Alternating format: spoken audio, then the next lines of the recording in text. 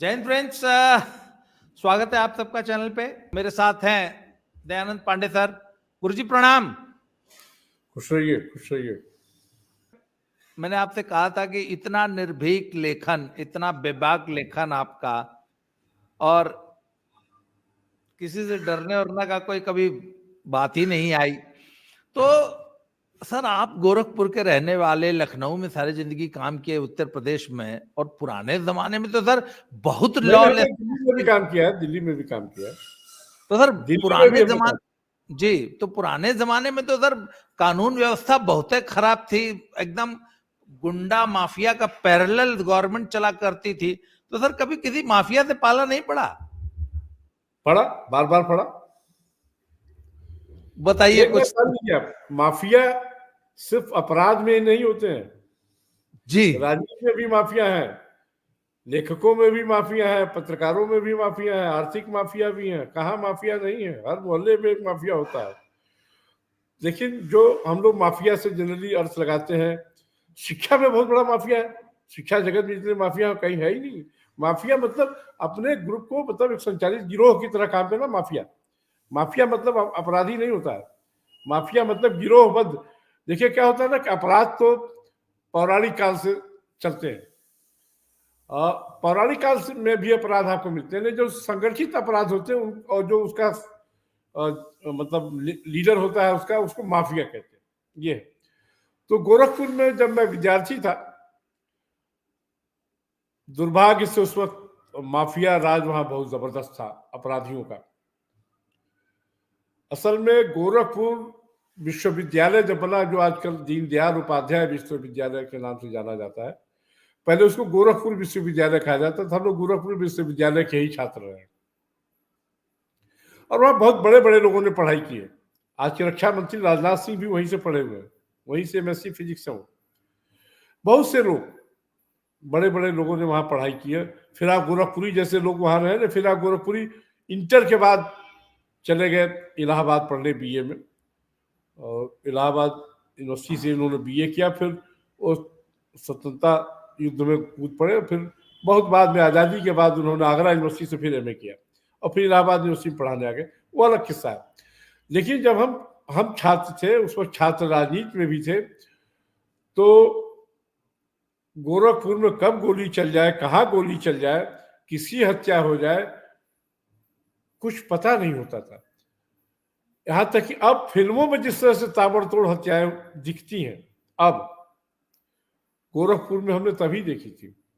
तब फिल्मों में इस तरह से ताबड़तोड़ सीरियल किलिंग नहीं था। एक साथ 7-8 लोग तर मार दिए जाते थे एक साथ, भरे बाजार, और बाजार के शटर खट खट गिर जाते थे। कोई मतलब हथियारों से लोग इतने डरे रहते थे, और वो आते थे सेकंड भर में काम करके निकल जाते थे। और करो फिल्में तो अब जो उस तरह से हिंसात्मक हुई है, खासकर 90 के बाद, या 90 से मान ली, महेश भट्ट ने सबसे ज्यादा हिंसा परोसी। बाद में फिर एन चंद्रा ने उसको फॉलो किया। अब तो सब के सब, सुधीर मिश्रा जैसे डायरेक्टर, जो मैं उनको बड़ा सुलझा मानता था, वो भी मतलब एक साथ खटखट खटखट कई लोग शूट है, क्या है समथिंग। अब बिना उसके तो कोई काम होता नहीं है, एक से एक, अब तक ये, अब तक वो, दुनिया भर का। उन दिनों मैं टीनेज भी था, विद्यार्थी भी था, और छोड़िए शहर, छोड़िए गांव के बाजार में, हमारे गांव के पास एक डबर पार्क जगह है, गोरखपुर से 20-22 किलोमीटर, गोरखपुर शहर से।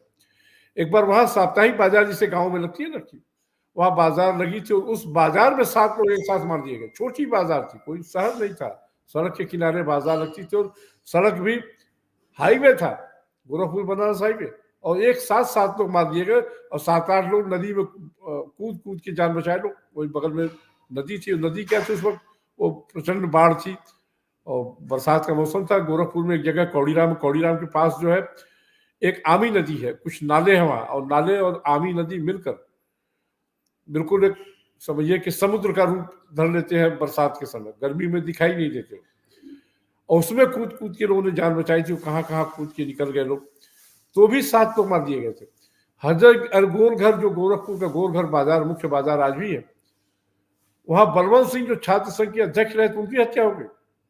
छोड़िए निर्दलीय विधायक थे रविंद्र सिंह, स्टेशन पे आए थे ट्रेन पकड़ने सुबह सुबह विधानसभा अटेंड करने आ रहे थे। शान अवध एक ट्रेन चलती थी, सुबह 6 बजे मार दिए गए, स्टेशन पर मार दिए गए। उस वक्त बीबीसी ने कहा था कि गोरखपुर अमेरिका का शिकागो बन गया है। उस वक्त अमेरिका के शिकागो में भी इसी तरह ताबड़तोड़ हत्याएं होती थी।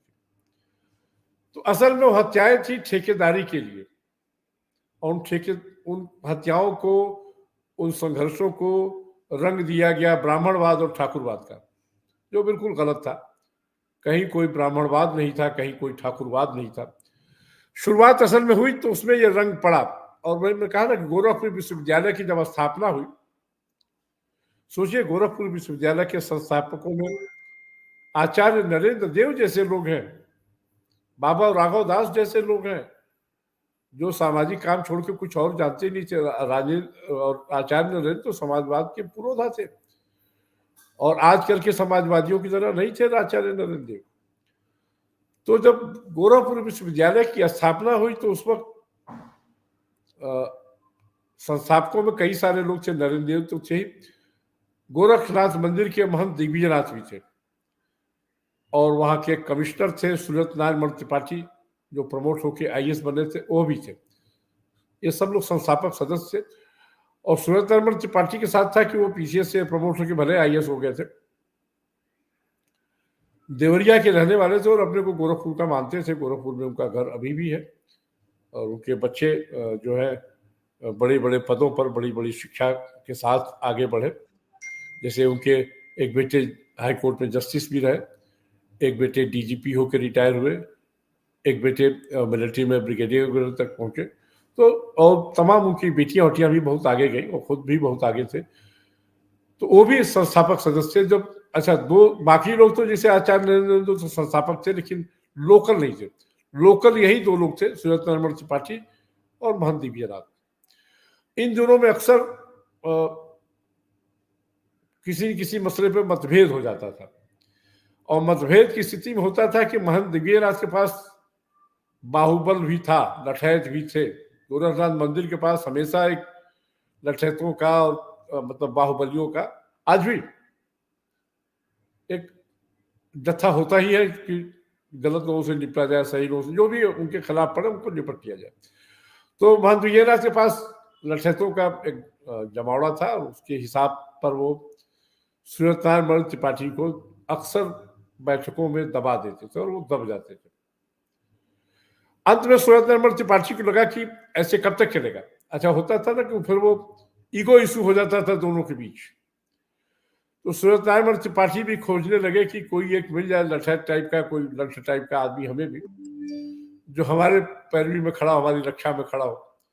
बाद के दिनों में वो रिटायर भी हो गए थे, एमएलसी भी हो गए थे। वो शिक्षक का स्नातक वाला होता है ना, तो उसमें 2 बार या 3 बार वो एमएलसी भी रहे सूरत नारायण त्रिपाठी। और बहुत प्रखर विद्वान भी थे वो। उनके घर में, परिवार में भी बहुत सारे लोग, बहुत सारी रूढ़ियों को भी तोड़ा था सूरत नारायण त्रिपाठी ने। यहां आकर वो फंस गया गोरखपुर यूनिवर्सिटी के मुकदमे, गुटबंदी में। अब वो खोजते खोजते अंत में किसी ने उनको सलाह दी। उन दोनों हरिशंकर तिवारी गोरखपुर विश्वविद्यालय में छात्र थे और दबंगई करते रहते थे। अच्छा, हरिशंकर तिवारी की पृष्ठभूमि ये है कि उनके पिता जो थे पुरोहित थे। पुरोहित मतलब जो कथा बाजते हैं, जो पूजा पाठ करते हैं, और क्षेत्र में उनका बड़ा मतलब सम्मान था, बड़ी प्रतिष्ठा थी, और शुद्ध रूप से पूजा पाठी व्यक्ति थे। मतलब हिंसा उंसा में या और छल कपट में उनका कोई मतलब कभी नाम सुना नहीं गया। मतलब वो बहुत ही मतलब सात्विक प्रवृत्ति के थे। उनके ही पुत्र हरिशंकर तिवारी उस वक्त गोरखपुर विश्वविद्यालय में पढ़ने आए, तो दबंगई उनकी शुरू हो गई थी कि कहीं जैसे चाय पी लेना किसी दुकान पे, कहीं पान खा लेना, और पैसे मांगे तो पीट देना। इस तरह के काम वो 2-4-10 लौंडों के साथ रहते तो कर देते थे। तो लोगों ने सूरत नारायण त्रिपाठी को बताया कि एक लड़का है और ब्राह्मण है और बहुत जबरदस्त दबंग है, उसको तैयार किया जा सकता है। बुलवाया उन्होंने हरिशंकर तिवारी को, और उन्होंने देखा कि वो अच्छा, हरिशंकर तिवारी में जो लोग उनसे मिले हैं उनको जानते हैं, विनम्रता भी भरपूर है, अतिशय विनम्रता थी। अब तो रहे नहीं वो, 2 साल पहले। अतिशय विनम्रता थी उनमें, और बिल्कुल विनम्र मिलते थे, हाथ जोड़े हुए, झुके हुए। कभी मैंने उनको कभी ऊंची आवाज छोड़ दी है, मध्यम आवाज भी नहीं, अब बात करते नहीं सुना। बहुत धीरे धीरे बोलते थे और बहुत ही हाथ जोड़े हुए, हम लोग हमारे जैसे लोग भी प्रणाम प्रणाम करके बात करते थे और धमकियां भी दे लेते थे, दोनों काम कर लेते थे। वो तो कहते थे मैंने कभी चींटी तक नहीं मारी है, मैं तो अपने पिताजी के चरण चिन्हों को क्या क्या झूठ बोलते थे। बहरहाल सूरजनारायण त्रिपाठी ने उनको दिव्यनाथ के लठैतों के पैरेलल खड़ा किया और उनके 2-4-10 गुंडे थे। तो शुरू में तो सूरजनारायण त्रिपाठी उनको आर्थिक मदद भी कर दिया करते थे और जितनी जरूरत होती उतना ही इस्तेमाल करते थे और कोई हिंसा उसा नहीं करवाते थे, बस आसपास खड़े रहे, एक माहौल बना रहे और कुछ नहीं, इतना ही चाहते थे। वो हरिशंकर तिवारी और उनके तमाम जो चेले चपाटे थे ये सुरक्षा उनको देते थे। अच्छा, सूरजनारायण त्रिपाठी रिटायर्ड IAS थे, MLC थे, चाहते तो अपनी सुरक्षा के लिए पुलिस से भी मदद दे सकते थे, कानून का सहारा ले सकते। वो सब उनको किसी भी विधायक को गार्ड वार्ड मिलते, पहले भी मिलते तो थे ही उनके पास, लेकिन जो कहते हैं ना एक लोकल जलवा, वो नहीं था उनके पास। लंठों वाला सर ये लगभग कौन से साल की बात होगी? ये जाहिर है सन 60-60 की बात हो रही है, 50-60 की बात हो रही है, 50-60 की। अच्छा, मतलब ये कोई इधर की बात थोड़ा, विद्यार्थी तभी थे वो, 50-50 में थे। आजादी के बाद ही गोरखपुर यूनिवर्सिटी बनी है। सूरजनारायण त्रिपाठी कलेक्टर भी रहे हैं गोरखपुर में, और लखनऊ में भी रहे हैं कलेक्टर। वो कई जगह कलेक्टर रहे और कई जगह कमिश्नर भी रहे। और उस वक्त बड़े अफसर और बड़ी धाक थी उनकी। कमलापति त्रिपाठी जैसे लोग उनके सीधे संबंध थे। कमलापति त्रिपाठी जब यहाँ मुख्यमंत्री थे तब भी, और जब बाद में रेल मंत्री हुए या बहुत सारे राजनीतिज्ञों से उनकी बहुत सीधी पहचान थी और सीधे बातचीत करते थे। हरिशंकर तिवारी की बात कर रहा हूँ। और सूरजनारायण त्रिपाठी की तो बात थी, सूरजनारायण त्रिपाठी चूंकि ब्यूरोक्रेसी में थे तो सारे राजनेताओं से उनका पाला पड़ता था, दिल्ली से लेकर लखनऊ तक। तो बात वहां शुरू। फिर बाद में हरिशंकर तिवारी को पैसे लेने की लत लग गई, हरदम सूरजनारायण त्रिपाठी के पास जाते थे। वो जो भस्मासुर वाला किस्सा था ना, तो वो शुरू हो गया, बार बार उनको परेशान करते थे, पैसे चाहिए, खर्चे उनके बढ़ते जाते थे। तो सूरजनारायण त्रिपाठी को लगा कि इस आदमी को कहीं ठेकेदारी में एडजस्ट करवा दें ताकि बार बार हमसे पैसा न मांगे। तो उन्होंने छोटी मोटी ठेकेदारी उनको उपलब्ध करवाई गोरखपुर में, जैसे मिट्टी का ठेका, साइकिल स्टैंड, उन दोनों साइकिल स्टैंड के ठेके होते थे, आजकल तो कार और स्कूटर के होते हैं, साइकिल स्टैंड का ठेका, या इस तरह के छोटे मोटे ठेके उनको दिलाए ताकि उनका नियमित खर्च चलता रहे और बार बार उनके ऊपर वो आश्रित न रहे। अब जब ये ठेकेदारी में आए तो दिव्यना तो लगा अच्छा इनके पास पैसे भी फिर आने चाहिए, उतना तो बेसिक दिया सूरजनारायण त्रिपाठी ने। बाद में इन्होंने अपने हाथ पैर और खोले तो और भी ठेके लेने लगे, जैसे PWD का ठेका, पहले नगर निगम का ठेका था, नगर निगम तक ही मतलब मिट्टी वाला ठेका नगर निगम से था, साइकिल का ठेका नगर निगम से, उस वक्त नगर पालिका कहते थे, तो नगर पालिका के ठेके थे। बाद में इन्होंने हाथ पैर खोले तो ईट भट्टे की तरफ गए, फिर हाथ पैर थोड़े और खोले तो PWD की तरफ भी गए, फिर थोड़े हाथ पैर खोले तो जंगल विभाग की ओर भी गए, और हाथ पैर खोले तो रेल विभाग की ओर भी गए, फिर धीरे धीरे बड़े ठेकेदार हो गए। एक समय वीरेंद्र शाही और हरिशंकर तिवारी के आमने सामने की बात होती थी। सच है कि वीरेंद्र शाही हरिशंकर तिवारी के लेफ्टिनेंट हुआ करते थे। हरिशंकर तिवारी ने, जैसे होता है ना कि शासन चलाने के जिले बांट दिए जाते हैं, कमिश्नरी हो जाती है, तहसील हो जाती है, उसी तरह से, या जिसे राजा अपना राज चलाने के लिए जगह जगह मंत्री सूबेदार भर्ती करते हैं, हरिशंकर तिवारी ने वीरेंद्र शाही को भी अपना लेफ्ट और राइट हैंड से वीरेंद्र शाही, सोचिए आप, ये अमरमणि त्रिपाठी, ये वीरेंद्र शाही, ये सब हरिशंकर तिवारी के प्रोडक्ट है। ये सब इनके लेफ्टिनेंट होते थे। किसी को महाराजगंज में लगा दिया कि तुम यहाँ का काम देखो, किसी को बस्ती में, जैसे वीरेंद्र शाही को बस्ती में लगा दिया था कि तुम यहाँ का काम देखो, किसी को कहीं का काम, अलग अलग जगह पे अलग अलग सूबेदार थे।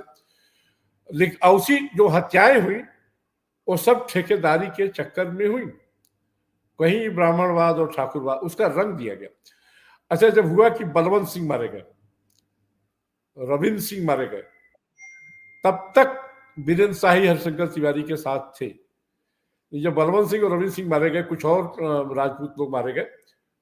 और अच्छा, बहुत कम लोगों को मालूम है कि हरिशंकर तिवारी का जो निजी सुरक्षा में जो आदमी था वो खुद ठाकुर था।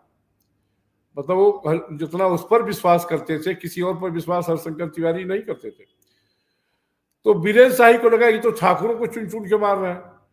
वो इस बात को वीरेंद्र शाही भूल गया कि ठेकेदारी का झगड़ा, तो जहां जहां ठेके में जो रोड़ा बनता था उसको मरवा देते थे। अच्छा, हरिशंकर तिवारी के साथ एक सचमुच जो कहते थे मैंने आज तक चींटी नहीं मारी, वो सही बोलते थे। कभी उन्होंने खुद हिंसा नहीं की, ये सही है। एक बार पर मुझे शक है रविंद्र सिंह की हत्या में, बस। लेकिन हरिशंकर तिवारी बहुत बड़े प्लानर थे, एक एक सेकंड की प्लानिंग। उन दिनों मोबाइल नहीं था, उन दिनों इंटरनेट नहीं था, और ये जो लैंडलाइन फोन था वो भी सबके पास उपस्थित नहीं था। बहुत कम कम लोगों के पास लैंडलाइन फोन भी था। बावजूद उसके कौन कहाँ आता है, कब कहाँ जाता है, किससे मिलता है, पूरी वो जो कहते हैं सुराग रसी करवाते थे, प्लानिंग करते थे एक एक सेकंड की, और कौन कब कहाँ किसको कवर देगा, कौन किसको कहाँ मार देगा, कैसे क्या करेगा, और जो कहते हैं फुल फुल प्रूफ प्लानिंग।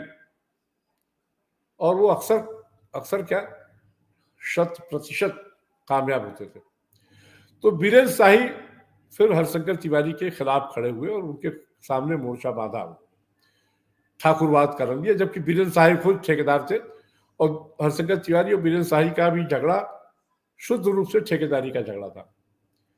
और होता था कि आदमी जब काम करते करते, चाहे राजनीति में हो चाहे किसी भी चीज हो, कि एक बार अनुभव हो जाता है काम का, तो अपनी स्वतंत्र इकाई बनाता है। तो वही काम बीरेन शाही ने किया। और फिर उन्होंने कहा कि नहीं, आप राजपूतों की हत्या लाइन से करो। उन्होंने कहा, अरे तुम बच्चे हो हमारे, काहे की बात करो, ठेकेदारी का यहाँ का मामला था, वहां का मामला था। बीरेन शाही फिर अपना हिस्सा उस्सा मांगने लगे, और ज्यादा मांगने लगे, जो होता है ठेकेदारी में होने लगा। बीरेन शाही पर भी हरिशंकर तिवारी ने कई सारे अटेम्प्ट करवाए, कामयाब नहीं हुआ, क्योंकि उनकी फुल प्रूफ प्लानिंग से बीरेन शाही मतलब वाकिफ था अच्छी तरह से। तो जानता था कि गुरु जी शब्द इस्तेमाल करता था कि गुरु जी क्या करेंगे, कब करेंगे। एक बार क्या हुआ कि 1984 की बात है, इंदिरा गांधी की हत्या हो चुकी थी और लोकसभा के चुनाव हो रहे थे। अच्छा, बीरेंद्र शाही उसके पहले, अब तो महाराजगंज अलग हो गया, तब महाराजगंज अलग नहीं था। महाराजगंज जब जनपद है, पहले महाराजगंज तहसील होती थी गोरखपुर की। उसी महाराजगंज तहसील में एक जगह लक्ष्मीपुर कस्बा था, लक्ष्मीपुर विधानसभा क्षेत्र है। वहां से एक बार खेल खेल में बीरेंद्र शाही चुनाव लड़ गए, निर्दलीय चुनाव लड़ गए और चुनाव जीत गए, अपनी दबंगई के बल पर जीत गए। अच्छा, उसके पहले भी कई बार कोशिश की हरिशंकर तिवारी ने भी कि राजनीति में आए, और वो कामयाब नहीं होते थे। तो सूरत नारायण त्रिपाठी ने उनको एक बैकडोर का दिखाया कि जैसे फर्टिलाइजर उस वक्त फिर खुल गया, बीच में बंद हो गया था, तो फर्टिलाइजर में हुआ कि वहां के ट्रेड यूनियन ने घुसवा दिया, कहीं और के गन्ना जो फैक्ट्रियां होती थी उनके उसमें घुसवा दिया ट्रेड यूनियन में। तो ट्रेड यूनियन की नेतागिरी करने लगे। मुझे बहुत अच्छी तरह, मैं उन दिनों विद्यार्थी था, याद है 1974 का साल था। हरिशंकर तिवारी ने एमएलसी का भी चुनाव लड़ा, जो सभापति और ब्लॉक प्रमुख जो मिलकर वोट देते उसमें वाला, नगर वाला। तो उसमें 11 वोट से हार गए थे हरिशंकर तिवारी। बस्ती के थे एक शिवहर्ष उपाध्याय, मंदिरों विद्यार्थी था, बहुत अच्छी तरह याद है। शिवहर्ष उपाध्याय थे बस्ती के। उनका नेशनल कॉलेज है, पीजी कॉलेज है बस्ती में, एग्रीकल्चरल कॉलेज है, उसके प्रबंधक थे। और उन्होंने हरिशंकर तिवारी को हरवा दिया। अब हरिशंकर तिवारी पहली बार चुनाव लड़े तो उनको लगा कि तो बड़ा खराब हो गया, और फिर वो उन्होंने अब तो गोरघर मुख्य बाजार, उन दिनों अभी भी मुख्य बाजार साहबगंज अनाज और सब्जी की बहुत बड़ी बाजार आज भी है गोरखपुर में। तो वो गए बाजार बंद कराने, और विरोध में कि हम हार गए और गलत ढंग से हमको हरा दिया गया, ये है वो है। तो हरिशंकर तिवारी गए वहां, और उनके भय से तमाम सारे दुकानदारों ने बाजार बंद भी कर दिए। एक वहां कोतवाल हुआ करता था, नाम था उसका योगेंद्र सिंह, उसको टाइगर लोग कहते थे। तो टाइगर योगेंद्र सिंह जब गया तो हरिशंकर तिवारी ने उसके साथ भी बदतमीजी की कि बढ़ जाओ यहाँ से, बंद कर रहे। दूसरा कहा कोई बाजार बंद नहीं होगी। और जब हरिशंकर तिवारी ने दबंगई दिखाई तो उसने टाइगर जोगेंद्र सिंह ने हरिशंकर तिवारी को थप्पड़ मार दिया। अब हरिशंकर तिवारी को बड़ी बेइज्जती होगी, और वो जाहिर है फुल फोर्स के साथ था। टाइगर योगेंद्र सिंह कोतवाल था। शहर में उस वक्त गोरखपुर में एक ही कोतवाल हुआ करता था, अब तो तमाम सारी सब कोतवाली हो गई, उस वक्त एक ही कोतवाल हुआ करता था, और उसका थाने का नाम भी कोतवाली ही था, नखास पे था वो। तो उसने मार दिया, एक थप्पड़ मारा खींच के, उसने कहा चुपचाप निकल जाओ यहाँ से। वो नया नया था हरिशंकर तिवारी की लोकल गुंडई के बारे में वो जानता नहीं था, बात खत्म हो गई। वो खुद भी बहुत बड़ा दबंग था और हरिशंकर तिवारी को बड़ा अपमान लगा। फिर उसको दुनिया भर का आंदोलन का स्वतंत्र त्रिपाठी ने उसके आदमी वहां से हटवाया, बहुत सारी चीजें हुई। हरिशंकर तिवारी अंततः हाईकोर्ट गए उस चुनाव में। शिवहर्ष उपाध्याय का टर्म खत्म हो गया और हरिशंकर तिवारी का मुकदमा नहीं खत्म हुआ। बाद के दिनों में शिवहर्ष उपाध्याय की भी हत्या हो गई उनके कॉलेज कैंपस में ही, ऐन बरसात में, जाहिर तिवारी जी ने कराया। तो इस तरह से लोग खौफ खाते थे और तिवारी का दबदबा था। तिवारी को अगर कोई चैलेंज दे सकता था तो रविंद्र सिंह थे, जो राजनीतिक रूप से भी और छात्र संघ के नेता रहे थे रविंद्र सिंह। और बहुत कम लोग होते हैं जो गोरखपुर विश्वविद्यालय में भी छात्र संघ के अध्यक्ष रहे और लखनऊ विश्वविद्यालय में भी छात्र संघ के अध्यक्ष थे। और छात्र यूनियन पर जगह जगह उनका बहुत मतलब एक तरह से कहता हूँ प्रभाव बहुत था, वर्चस्व भी आप कह सकते हैं। बल्कि एक बार खुद मैंने अपने कॉलेज में एक बार अनशन किया था तो रविंद्र सिंह ही आए थे मुझे अनशन तोड़वा के। तो बहुत सारा मतलब वो सामाजिक जीवन में सुचिता भी बरतते थे और उनकी हत्या हो गई क्योंकि वो जगह जगह ठेकेदारी उदारी में जो गड़बड़ियां होती थी तो उसको लगातार विरोध करते रहते थे। तो हरिशंकर तिवारी को लगा कि ये तो गलत हो रहा है और मेरा काम गड़बड़ कर देगा। विधायक हो ही गए थे रविंद्र सिंह, और रविंद्र सिंह निर्दलीय विधायक थे कौड़ीराम क्षेत्र से, इत्तेफाक से हमारा ही विधानसभा क्षेत्र, हमारा ही गाँव का भी है। तो रविंद्र सिंह की छवि बहुत अच्छे छात्र नेता की थी और उनके बहुत सारे शिष्य भी बाद में विधायक हुए। लेकिन जब उन्होंने बहुत बार हर जगह, अच्छा होता क्या है कि जिले की योजनाओं में जब कहीं कोई काम होता है तो विधायक को भी, लोकल विधायक को भी बुलाया जाता है। तो उसने जाके बतौर विधायक विरोध करते रहते थे इनके ठेकों का, इनके काम का, कि यहाँ काम नहीं हुआ और पेमेंट कैसे हो गया, क्या क्या, बहुत सारी बातें जिला योजनाओं में बुलाए जाते हैं विधायक भी आसानी। तो उन्होंने रविंद्र सिंह की भी हत्या करवा दी। उसके बाद हरिशंकर तिवारी ने पीछे, रविंद्र सिंह की हत्या कौन से सन में हुई थी लगभग अंदाजा? मैं समझता हूँ कि 75-78 रहा होगा, 76-77 रहा होगा, कुछ ठीक सन मुझे याद नहीं, 76-77 होना चाहिए। और हरिशंकर तिवारी के साथ वीरेंद्र शाही का उदय कब हुआ लगभग? वीरेंद्र शाही राजनीति हरिशंकर तिवारी के पहले आ गए थे। नहीं, गुंडई में उदय। गुंडई में वीरेंद्र शाही लौंडा था, हरिशंकर तिवारी का क्या बात कर रहे हैं? वीरेंद्र शाही क्या था? कुछ नहीं था। हाँ, वीरेंद्र शाही और बड़ी पार्टी कुछ नहीं थे, उनके लौंडे थे, उनके लेफ्टिनेंट से मैंने बताया। तो किस सन में ये इनका नाम किस सन में हो गया था, मैं ये जानना चाहता हूं। हरिशंकर तिवारी का, वीरेंद्र शाही का रविंद्र सिंह की हत्या के बाद। अच्छा, ठीक। तो मैं बता रहा हूँ सन 84 में, वही बता रहा था मैं, वहां से उसको थोड़ा सा फ्लैशबैक में मैं चला गया था। 84 में इंदिरा गांधी की हत्या हो गई थी और लोकसभा के चुनाव हो रहे थे। वीर बहादुर सिंह के हस्तक्षेप से वीरेंद्र शाही और हरिशंकर तिवारी दोनों पर एनएसए लगा दिया गया था।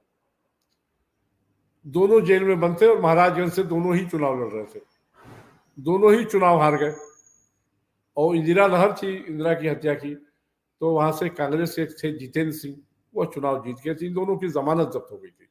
बहरहाल तो बात की बात है, दोनों जेल में बंद थे और मैं उन दोनों दिल्ली में था, तो गया था कवरेज के लिए। राजीव गांधी वहाँ जाने वाले थे तो उनके कवरेज में गया, तो 2 दिन पहले निकल गया था।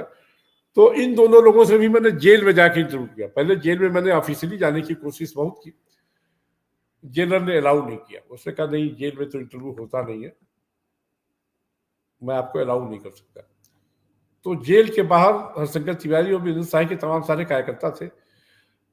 तो 2-1 लोगों से मैंने बात की और बताया भाई मैं दिल्ली से आया हूँ, उनका इंटरव्यू करना, और ऐसी बात है। तो दोनों के कार्यकर्ता मिल गए, उन्होंने कहा चलिए हम आपको ले चलते हैं। दोनों तिवारी के भी कार्यकर्ता बाहर थे और वीरेंद्र शाही के भी कार्यकर्ता थे। हमने कहा कोई एक ले चलो, फिर निकलेंगे, फिर ले चलो। और वो जेल में कहने के लिए थे, जेल में रहते थे, लेकिन उनके कार्यकर्ता जब चाहे जैसे चाहे आते जाते थे जेल में। हमको भी ले गए। तो पहली बैरक में वीरेंद्र शाही मिल गए। इत्तेफाक से वीरेंद्र शाही और हरिशंकर तिवारी दोनों हमें जानते ही थे। तो वीरेंद्र शाही से मैंने बताया भाई कि इंटरव्यू करना है। तो बोले कि पहले गुरुजी का इंटरव्यू ले लीजिए। हमने कहा गुरुजी कौन? तो बोले अरे पंडित जी। हमने कहा कौन पंडित जी? समझ तो मैं गया ही था। तो कह रहे तिवारी जी, पूजनी तिवारी जी, ऐसे मतलब बैंक में बोला पूजनी तिवारी जी, बड़ी विनम्रता से भी पेश आता था। तो हमने कहा नहीं, पहले आपका क्या, नहीं पहले गुरु जी, बिना उनके आशीर्वाद के कोई काम होगा नहीं। मैं गया फिर दूसरी बैरक में हरशंकर तिवारी से, अगल बगल बैरक थी दोनों, वो भी बोले पहले उसका ले लीजिए। हमने कहा किसका है, क्या जो नालायक है। तो हमने कहा उसी ने भेजा है। उसने कहा पहले गुरु जी का ले लीजिए। तो हंसने लगे, कहने नालायक है। मतलब वो दोनों का जो आपसी दुश्मनी भले थी, लेकिन जो व्यक्तिगत संबंध थे वो खत्म नहीं हुए थे। मैं बताऊं आपको, वो आदर भाव था और उनका स्नेह भाव था, वो बातचीत तो दोनों के दिखा, बार बार दिखा। तो फिर अच्छा, उन्हीं दिनों एक घटना और घट गई थी कि गोरखपुर में कुष्ठाश्रम है, अभी भी है, काफी बड़ा कुष्ठ सेवाश्रम उसको कहते हैं, गोरखनाथ मंदिर के पास में ही है। थोड़ी दूर आगे चलिए, 1 किलोमीटर गोरखपुर मंदिर से, तो वहां पे है, काफी बड़ा कैंपस है। तो एक बार हमें वहां, मैं दिल्ली में था तो पता चला, तो मैं गया था, उसके बारे में भी हमने एक रिपोर्ट लिखी थी। उस कुष्ठाश्रम वो जो था वो ट्रस्ट के थ्रू चलता था, और उस ट्रस्ट में ट्रस्टी हरिशंकर तिवारी भी थे, सूरत नारायण मणि त्रिपाठी भी थे, आचार्य प्रताप, बहुत सारे गोरखपुर के लोग थे। एक उद्योगपति थे जो सहजनवा में जूट मिल के मालिक थे, मसरा, वो भी थे। बहुत सारे मतलब जो प्रतिष्ठित जो कहे जाते हैं नगर के लोग, उद्योगपति भी, विधायक भी, सांसद भी, या समाज सेवी भी लोग थे, सब के थ्रू चलता था। तो सूरत नारायण मणि त्रिपाठी ने ही हरिशंकर तिवारी को भी वहां के ट्रस्ट में डलवाया था। जो वहां सुप्रिंटेंडेंट थे, मुझे उनका नाम अभी तक भूला नहीं, विजयनाथ त्रिपाठी। संजोगी था कि उनका लड़का मेरा क्लास फेलो भी था। मैं नहीं जानता था, जब वहां गया तो पता लगा वो लड़का भी मिला, और उसी ने पहचाना, करे हम लोग तो पढ़े हैं फला कॉलेज में। हमने कहा हाँ याद आया। तो उसने कहा देख लीजिएगा पिताजी के ऊपर कोई आँच नहीं आए। हमने कहा नहीं पिताजी पे कोई आँच नहीं आएगी। और जितना मैं भूला, सोचिए उस वक्त की बात है, ये बात है 87 की। तो उस पर हमने रिपोर्ट लिखी।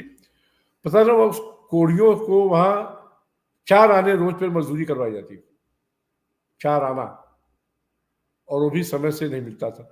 और उस कुष्ठाश्रम में एक से एक अमीर लोग भी थे, एक लोग भी थे, सब परिवार से त्याग दिए गए थे। बड़े बड़े मतलब जो अपने को जमींदार भी कहते थे वो भी थे वहां पे, उनकी पत्नियां भी थी। तो घर वालों ने छोड़ दिया था और वहां 4 आने की मजदूरी करते थे। होता क्या था, अभी भी होता है कि कुष्ठाश्रमों में या अनाथालयों में लोग जाते हैं, दुनिया भर का दान कराते हैं। तो वहां भी जैसे कोई कंबल दे गया, कोई कपड़ा दे गया, कोई कुछ और दे गया, फल दे गया, तो कोढ़ियों को लोग जो दे के लौटते थे।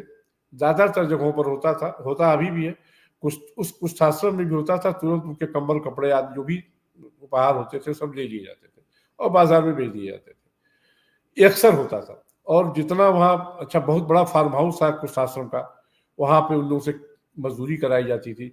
वहां का अनाज उनाज भी बेच दिया जाता था, तो सब में घपला लगातार था। और जिस भी चीज का मैंने जवाब पूछा, विजयनाथ त्रिपाठी के पास था नहीं। बाद में फिर कुछ ट्रस्टियों से भी मिला, जैसे एक सिंहासन सिंह थे, वो रेलवे में जनरल मैनेजर रह चुके थे, उनके पिता वहां से सांसद भी गोरखपुर से रह चुके थे। उनसे मैंने पूछा कि आप लोग ये कैसे होने देते हैं। दोनों का होने नहीं देते साहब, हो जाता है और हम लोग बोल नहीं पाते।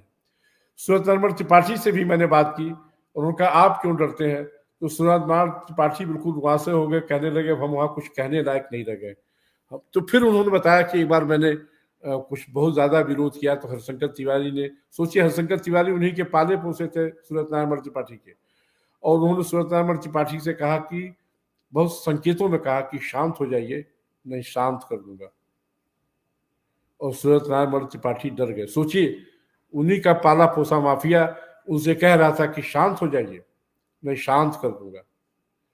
उसके बाद ट्रस्ट की मीटिंगों में उन्होंने जाना बंद कर दिया। एक आचार्य प्रतापादित्य थे, वकील थे, यूनिवर्सिटी में लॉ पढ़ाते भी थे, वो थोड़ा खुलकर सामने आए और उनका ये सब देखा नहीं था, मैं तो हर मीटिंग में विरोध कर देता हूँ, बाकी लोग चुप रहते हैं। बहुत सारे लोगों ने आना जाना बंद कर दिया। तो हमने दिल्ली लौट के खबर लिखी, और खबर क्या, बड़ी लंबी रिपोर्ट लिखी। उस दिनों में जब सत्ता में था, खबर लिखी और नहीं छपी। दिनमान में रिपोर्ट दी, दिनमान ने भी नहीं छापा। अंततः हमने रविवार कलकत्ते से छपी थी, वहां रिपोर्ट भेजी, वहां छप गई। जनसत्ता में भी छपी थी रिपोर्ट, लेकिन जो उसके अप्रिय प्रसंग थे रिपोर्ट के, वो सब हटा दिए गए। जो अप्रिय प्रसंग मतलब हरिशंकर तिवारी से जुड़े हुए। रविवार में उसको जस का तस छापा और हेडिंग भी दी, माफिया की गोद में कुष्ठाश्रम, स्पेशल रिपोर्ट करके छापा। सोचिए वहां एक मेरे मित्र है गोरखपुर में, तो बाद में पत्रकारिता हमसे सीखी उन्होंने, जिस जगह मैं काम करता था वहां उनको लगवा के आया था, सब कुछ था। कोई फोटोग्राफर उस वक्त फोटो खींचने को तैयार नहीं था उस आश्रम की। हरिशंकर तिवारी का इतना दबदबा था कि कोई फोटो खींचने को हुआ कि चल के वहां अंदर कोढ़ियों में फोटो तो खींच दे, कोई उस आश्रम के गेट की फोटो खींचने को तैयार नहीं था। तो अंततः जो हमारे मित्र थे, नाम क्या लूं मैं, वो शौकिया फोटोग्राफी करते थे, उनके पास बहुत अच्छा कैमरा वगैरह था, उनके पिता रेलवे में थे, पैसे वाले थे। उनसे मैंने कहा कि चल के खींच दीजिए, उन्होंने कहा खींच लगे, जाके खींचा उठा के। ये फोटो मुझे आज तक उन्होंने नहीं दी। सोचिए 84-83 की बात थी, आज तक फोटो। मेरे साथ और भी कई फोटो उन्होंने खींची थी, सब दे देते थे, और वो फोटो कुशासन की आज तक नहीं। मैं बार बार कहता रहा, अच्छा धुलवा रहा हूँ, अच्छा करवा रहा हूँ, अच्छा ये है, अच्छा वो है, नहीं दिया उन्होंने, डर गए। जाहिर उनको दिल्ली एक बात बताइए, बात पूरी होने दिए। बाद में जब रिपोर्ट जब सत्ता में तो कट पिट के छपी, मतलब प्रभा जोशी वहां संपादक थे, उनका नहीं इतने बड़े जगह हाथ डालना ठीक नहीं है, कोई सबूत नहीं है, ये नहीं। रविवार में लेकिन जस्ट की तस जब रिपोर्ट छपी तो उन दिनों में दिल्ली में ही था, मुझे इतनी धमकियां मिली कि पूछिए मत। गोरखपुर में मेरे ससुराल तक धमकियां गई, मार डालेंगे, काट डालेंगे वाले। हमारे ससुर जी डर गए, हमारे पिताजी डर गए। हमसे भी उन्होंने चिट्ठी लिख के कहा कि संभल के रहना, ये है वो है। हमने कहा नहीं मैं डरता होता नहीं, लेकिन इतनी धमकियां थी। रविवार में फिर कुछ चिट्ठियां पहुंची धमकियों वाली। एसपी सिंह उस वक्त सुरेंद्र प्रताप सिंह जो थे, वो संपादक थे वहां, उनको धमकियां बहुत दी गई फोन पर कि तुम्हारा दफ्तर खून से रंग दिया जाएगा। चिट्ठियां भेजी गई। सुरेंद्र प्रताप सिंह ने क्या किया कि उसमें से कुछ छटी हुई चिट्ठियों को छाप दिया, पूरा 1-2 पन्ना छाप दिया। और हाँ। जो नहीं जानता था उन्होंने मतलब वो भी बिल्कुल मतलब जान गया कि अब ये है वो। अब हमसे मिलने में लोग डरने लगे, कह रहे आपको तो बड़ी धमकी मिलती है, ये है वो है, बचना चाहिए आपसे। ये स्थिति हो गई। एक नवभारत टाइम्स उन्होंने दिल्ली में थे, नंदकिशोर तिखा, वो पत्रकार संगठन के नेता थे। उन्होंने जब रविवार में सब पढ़ा तो हमको बुलाया उन्होंने जनसत्ता से कि आइए आपसे कुछ बात करनी। मैं गया, उन्होंने कहा देखिए आपको मैं कुछ सुरक्षा दिला देता हूँ, आप इस तरह अकेले मत निकलिए उकलिए। पूछा कहाँ रहते हैं, क्या करते हैं, मैंने बताया कि भाई ऐसे रहता हूँ और ड्यूटी बदलती रहती कभी कभी। वो कहा नहीं आपको सुरक्षा की बहुत जरूरत है। और उन्होंने मुझे 2 राइफलधारी सुरक्षा कर्मी दिला दिए थे। लेकिन हफ्ते भर में मैं परेशान हो गया उन सुरक्षा कर्मियों से। परेशान इसलिए हो गया कि अब जो मैं खाऊं उन्हीं को खिलाऊं, जहां जाऊं उनको साथ ले जाऊं, बड़ा खराब लगता था। अच्छा उनका खर्चा उठाना बहुत मुश्किल था। हम तो मामूली पत्रकार थे, कोई दलाल पत्रकार तो थे नहीं कि मेरे पास पैसा बहुत था और मैं आज उनको गाड़ी में बैठा के ले चलूँ। मैं तो खुद सिटी बस से चलता था, ऑटो से चलता था, तो जहाँ बैठूँ 200 उनको भी दिखाऊँ, उनके भी 2 टिकट खरीदूँ, उनको भी 2 बैठाऊँ। ऑटो में बैठते नहीं थे, 2 ही लोग बैठ सकते थे, 3 लोग बैठ नहीं सकते थे, कहते थे सब टैक्सी ले लीजिए। तो हफ्ते भर में हमने हफ्ते 10 दिन में नंदकिशोर तिखा से कहा कि भाई हमको ये सुरक्षा नहीं चाहिए, हमें कोई खतरा उतरा नहीं है। ये हमारे लिए खतरा ये हो गया कि हम कहाँ हमारा बजट बिगड़ गया, महीने में खर्च हफ्ते भर में खत्म हो गया, क्या करूँ मैं। तो वो कहने आपको कुछ मैं आर्थिक मदद भी दिलवा देता हूँ, सुरक्षा के अपने साथ खिलवाड़ मत की। इस तरह की चीजें। अच्छा इत्तेफाक था, फिर उन्होंने दिनों चुनाव का ऐलान हो गया, हरिशंकर तिवारी चुनाव लड़ने लगे। तो जब मैं जेल में पहुंचा तो उनके तमाम सारे अच्छा उनको उम्मीद नहीं थी कि मैं उनसे मिलने भी जा सकता हूँ। उसके पहले मैं कभी मिला उला नहीं था। नहीं सर, नहीं इसका मतलब वो कुष्ठ आश्रम वाली रिपोर्ट पहले छप चुकी थी, फिर आप गए इंटरव्यू लेने। अच्छा कुष्ठ आश्रम वाली रिपोर्ट पहले छप चुकी, बहुत पहले छप चुकी थी। ये तो वाकई बड़ा दुस्साहसिक काम हो गया कि आप तो उनके डेथ में। और तो वो कुछ उनके जो शिष्य लोग बैठे थे, जो उनके लेफ्टिनेंट टाइप लोग, उन्होंने तिवारी जी को इशारा भी किया कि यही है। और वो बार बार टाल रहे थे, वो शिष्य मान नहीं रहे थे, यही है। बार बार बोला गुरु जी यही है, तो डांटा उनको चुप रहो। फिर हमने कहा नहीं ठीक कह रहा है, आपको शायद इशारा दे रहा है कि रविवार में जो रिपोर्ट छपी है मैंने ही लिखी है। बोले नहीं हमने लिखी है, धमकियां भी हमने, खुद ही कहने लगे धमकियां हमने नहीं दी हैं, हमारे दुश्मनों ने आपको धमकियां दिलवाई और आपको परेशान कर दिया ताकि आप हमारे खिलाफ और लिखें। और फिर उसी वक्त उन्होंने बताया कि मैंने तो कभी चीटी भी नहीं, मैं अब हाथ जोड़ के बिल्कुल विनम्र तो बात करते रहे और कहते रहे बहुत धीमी आवाज में, और कहने लगे कि नहीं मैं ऐसा नहीं करता हूँ, मैं तो खुद पढ़ा लिखा आदमी हूँ, ये है वो है। तो हम लोगों को कुछ वाक्य सुना कि ये भी आपके वाक्य मैंने सुने। उन्होंने कहा नहीं ऐसा कुछ नहीं है, ये है वो है। और जितनी सफाई वो दे सकते थे, बार बार कहते थे बीरेन शाही ने कहा कि पहले गुरु जी का इंटरव्यू लीजिए। हमने कहा आपको गुरु जी क्यों कहता, कहते नालायक है। क्या गुरुजी कहेगा। खैर उनका इंटरव्यू हुआ, छपा भी बढ़िया से एक पेज पे। वीरेंद्र शाही के पास गया, फिर वीरेंद्र शाही का भी इंटरव्यू लिया, तमाम सारी बातें हुई। तो उसमें मैंने उनसे पूछा था कि गुरुजी क्यों कहते हैं, तो कहने लगा एक तो मैंने उनसे सब कुछ सीखा, जो भी मैं कुछ करता हूँ सब कुछ उन्हीं से सीखा। दूसरे ब्राह्मण है तो मेरे गुरु हुए, और मैं उनको आज भी गुरु मानता हूँ। तो उनका गुरु है इसलिए उनका मैं सम्मान करता हूँ। आज भी दिखते हैं मैं पैर छू देता हूँ, पहले भी पैर छूता था। कहने लगा अभी जेल में चलते उलते मिल जाते हैं तो फिर मैं पैर छू देता हूँ, और पूरा झुक के पैर छूता हूँ, आशीर्वाद देता हूँ, वो भी आशीर्वाद देते। इस तरह से बातें होती थी। तो मैंने देखा कि दोनों की बातचीत, उनके बातचीत में भी स्नेह था। जो फिर बाद में वीरेंद्र शाही ने कहा कि देखिए जो गुरुजी कहते हैं ठाकुर ब्राह्मण ये सब कुछ नहीं है, हम लोग भी ठेकेदारी का झगड़ा है। बहुत साफ साफ बताया उसने। वीरेंद्र शाही के साथ ये था, दिल का बहुत साफ था, बहुत खतरे लेके चलता था, इसीलिए मारा गया वो। सोचिए उन दोनों फिल्म लगी थी मेरा गांव मेरा देश, वो खुद बता रहा था कि मैं जाके 20 दिन लगातार देखता रहा, लगातार गोलघर के विजय सिनेमा में लगा था, और रोज जाता था मेरा गांव मेरा देश देखने। उस पर लोग डरते थे। उसके पहले गोलघर में वीरेंद्र शाही की कार पे कई बार हमले हो चुके थे, और सीट के नीचे बच उसने अपने को बचाया था। पूरी कार छलनी हो गई थी, वो बच गया था, लेकिन फिर भी वो सिनेमा देखने जाता रहा, सारा रिस्क लेके। और यही रिस्क लेकर लखनऊ में भी निकला था, और इंदिरा नगर में किसी से मिलने गया था, सुबह सुबह वहां से आ रहा था, और शिव प्रकाश शुक्ला ने हत्या कर दी सुबह सुबह। और वो चूंकि किसी महिला मित्र से मिलने गया था, तो सुरक्षा कर्मियों को भी नहीं ले गया था जो विधायकों को मिलती है। विधायक निवास में रहता था, तो सुरक्षा कर्मियों को विधायक निवास में छोड़ के चुपचाप रात में चला गया था, सुबह आ ही रहा था। अच्छा, शिव प्रकाश शुक्ला को मालूम था ये सब, और मालूम क्या था, ये सब प्लानिंग हरिशंकर तिवारी की थी, उन्होंने उसको मरवा दिया। मरवाना तो अमरपाली त्रिपाठी चाहते थे हरिशंकर तिवारी को शिव प्रकाश शुक्ला से, और हरिशंकर तिवारी ने ऐसी प्लानिंग की और ऐसी फीलिंग की कि साक्षी महाराज को बता दिया कि आपको मारने जा रहा है, और साक्षी महाराज को यह भी बताया कि पहले आपको मारेगा फिर कल्याण सिंह को मारेगा। कल्याण सिंह दोनों चीफ मिनिस्टर थे, और पूरी प्लानिंग बता दी उसकी कैसे कैसे क्या है।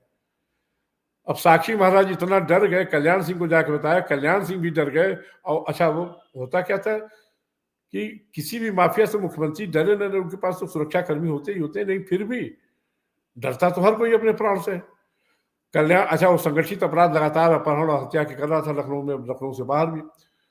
तो कल्याण सिंह ने एक एसटीएफ बनाई, पहली बार एसटीएफ यूपी में बनी, और श्री प्रकाश शुक्ला को मारने के लिए बनी। और एसटीएफ ने थोड़ा समय लगा, लेकिन एसटीएफ ने मार गिराया। तो कह रहा हूं अमरपाली त्रिपाठी ने तो हरिशंकर तिवारी को मरवाने की पूरी प्लानिंग की थी। हरिशंकर तिवारी उसी, अच्छा, श्री प्रकाश शुक्ला भी गोरखपुर का था, इत्तेफाक से हरिशंकर तिवारी का गांव भी हमारे गांव से बहुत पास में है, और श्री प्रकाश शुक्ला का गांव और पास में है। और श्री प्रकाश शुक्ला के गांव की हमारे गांव में कई सारी रिश्तेदारियां, वहां की उस गांव की बेटियां आई हमारे गांव में, तो रिश्तेदारी भी थी हमारे गांव की उसकी रिश्तेदारी। बाद में जब उसके खिलाफ मैं खबरें लिखने लगा, उन दिनों मैं लैंडलाइन इस्तेमाल करता था, हालांकि उन दिनों मोबाइल कुछ लोगों के पास आ गया था, जब मेरे पास मोबाइल नहीं था तो लैंडलाइन पे फोन किया करता था, और अक्सर बात करता था, भैया भैया, क्यों भैया, कह रहे रौरे गंगे तो है, और कहीं तो जीजा कहीं, ऐसे बोलता था वो। रिश्तेदारियां थी हमारे गाँव में। तो बड़े मतलब जितने अपराधी होते हैं, मैं बताऊं, बहुत रिस्पेक्टफुली लोगों से पेश आते हैं। बहुत से अपराधियों से मेरा मिलना हुआ, बहुत सारे बड़े अपराधियों से मिलना हुआ, सब बहुत विनय पूर्वक मिलते हैं, रेस्पेक्टफुली मिलते हैं। यही लखनऊ में अन्ना थे, बख्शी थे, भंडारी थे, ये सब भी बहुत विनयवत मिलते थे। और लखनऊ के 3 माफिया थे, तीनों 3 इलाका बांटे थे, एक दूसरे के इलाके में जाते नहीं थे। और भी जैसे मुख्तार से मैं मिला हुआ थी, कमल से तो नहीं मिला, मुख्तार अंसारी भी बड़ा विनम्र था, बड़ा पढ़ा लिखा आदमी था, और बहुत ही मतलब दंडवत ढंग से बात करता था। तो हरिशंकर तिवारी के बाद जब मैं निकल आया, तो फिर उनके चेलों ने कहा कि देखिए ये बात तो मत लिखिएगा। हमने कहा क्या, कि जो तिवारी जी ने कहा कि चीटी नहीं मारा है, ये नहीं मारा, हम लोग की छवि खराब हो जाएगी। सोचिए, वो वहां कहे तो मैंने चीटी भी नहीं मारा, ये नहीं, और कैसे साहब ये सब मत लिखिएगा, नहीं हम लोग की छवि खराब, कौन हमसे डरेगा। ऐसे बोल रहे थे सब। सोचिए, अलग बात है दोनों चुनाव हार गए, वीरेंद्र शाही भी और हरिशंकर तिवारी भी, दोनों की जमानत जब्त हो गई। फिर बाद में जब विधानसभा का चुनाव हुआ फरवरी 85 में, फरवरी 85 में हुआ, तो दोनों फिर विधायक बन के आए। वो लक्ष्मीपुर क्योंकि पुरानी सीट थी जो वीरेंद्र शाही की, वहां से जीत के आए, और हरिशंकर तिवारी चिल्लू पार से जीत के आए। उसमें भी हरिशंकर तिवारी ने बड़ी प्लानिंग की। हुआ है कि वहां भृगुनाथ चतुर्वेदी एक थे चिल्लू पार के विधायक, शुरू से जब से विधानसभा के चुनाव है तब से भृगुनाथ चतुर्वेदी वहां से लगातार विधायक होते थे, यहाँ तक कि इमरजेंसी में भी वो जीत गए थे, हारे नहीं थे। मतलब उस क्षेत्र में जनता की बहुत मतलब चहेती थी। भृगुनाथ चतुर्वेदी स्वतंत्रता सेनानी थे, तो उस बार भी कांग्रेस ने भृगुनाथ चतुर्वेदी को टिकट दे दिया। भृगुनाथ चतुर्वेदी चाहते थे अच्छा वीर बहादुर सिंह उस वक्त उस समय आ गया था जब एनएसए लगा दिया वीर बहादुर सिंह ने, तो हरिशंकर तिवारी की वीर बहादुर सिंह से आमने सामने की हो गई। अब वीर बहादुर सिंह क्रिमिनल तो थे नहीं, उनको जितना रगड़ सकते थे, जितना उनका ठेका पड़ता था, सब खत्म कर दिया था। जंगल विभाग से, पीडब्ल्यू विभाग से, सिंचाई विभाग से, नगर निगम से, हर जगह से ठेका पट्टा उनका सब ध्वस्त कर दिया था। तो वीर बहादुर सिंह और हरिशंकर तिवारी तब आमने सामने थे। अच्छा, गोरखनाथ मंदिर में चाहे दिव्यनाथ रहे हो, चाहे अवैधनाथ रहे हो, चाहे आदित्यनाथ रहे, तीनों हरिशंकर तिवारी के खिलाफ हमेशा वो अभी याद करिए, हरिशंकर तिवारी जब हत्या हुई, योगी ने उनको कोई श्रद्धांजलि नहीं दी। वो अच्छा, गोरखपुर में बैलेंसिंग चलता था, लोग कहते थे हम तो हाथा सो के आ रहे, जो वहाँ बड़े बड़े यूनिवर्सिटी के प्रोफेसर, वाइस चांसलर्स दोनों जगह जाके मत्था टेकते थे। हाथा मतलब हरिशंकर तिवारी का हाथा, मंदिर मतलब गोरखनाथ मंदिर, दोनों जगह जाकर मत्था टेक टेक आते थे, तब वहाँ जीवन गुजारा करते थे। चाहे यूनिवर्सिटी हो, चाहे आईएएस अफसर हो, चाहे पीसीएस अफसर हो, चाहे दरोगा हो, कुछ भी हो, सबको वहाँ नियमित हाजिरी देनी चाहिए। इवन अखबार वाले लगातार पैरेलल चलते थे कि अगर 2 कॉलम में खबर उनकी छपी है, उनका बयान छपा है, तो 2 कॉलम में उनका भी छपे, दोनों का बराबर बराबर छपे। एक हर्षवर्धन शाही है, उसमें दैनिक जागरण में थे, आज के सूचना आयुक्त है, बाद में हिंदुस्तान और सहारा में भी रहे। तो दैनिक जागरण में एक बार क्या किया उन्होंने कि वीरेंद्र शाही का उन दोनों टर्न था, अच्छा बारी बारी लोगों के छपता रहता, तो किसी का कुछ कम नहीं होना चाहिए था। अखबार वालों पर भी बहुत दबदबा था उनका, बहुत भय था, मतलब आतंक में जीते थे। जिन्होंने क्या किया कि इसको तोड़ने का चक्कर चलाया, और जो वीरेंद्र शाही का जो विगति आई थी, सब फाड़ फूड़ के टोकरी में डाल दिया, छपा नहीं। दूसरे दिन वीरेंद्र शाही का परवाना आ गया। परवाना शब्द इस्तेमाल करते थे लोग, जैसे डाकुओं का परवाना, कि कैसे हमारी खबर नहीं छपी, ये नहीं छपी, अभी पंडित जी की छपी थी, ये है वो। अब खोजा गया, अब में वो टोकरी में मिला, फिर हुआ किसने किया, फिर किसी ड्यूटी थी, अब तो हर्षवर्धन शाही का नाम आया सामने, उनको तुरंत वहां से बस्ती ट्रांसफर कर दिया गया। उसी वक्त उनसे कोई सफाई नहीं की गई। ये स्थिति थी हर्षवर्धन शाही। ये तमाम लोगों के, एक मुझे याद आता है, कानपुर से एक रिपोर्टर आए थे, गोरखपुर ट्रांसफर होकर दैनिक जागरण में ही, उन्होंने कभी हरिशंकर तिवारी के खिलाफ दोपहर की खबर ली थी, और उन्होंने कुछ जानते नहीं थे, और समझाया भी उन्होंने, माने नहीं, और छप भी गया। अब लोगों ने पता किया, झा साहब के बारे में, झा साहब को हरिशंकर तिवारी का कोई केला आया और बुला के ले गया कि साहब तिवारी आपको याद कर रहे हैं। अब ये गए निर्भीक होके, और तिवारी जी खुद बैठे, पूछे कैसे कैसे क्या हालचाल लिया, और उनके सामने बर्फी की प्लेट रखी, और खाइए और खाइए और खाइए।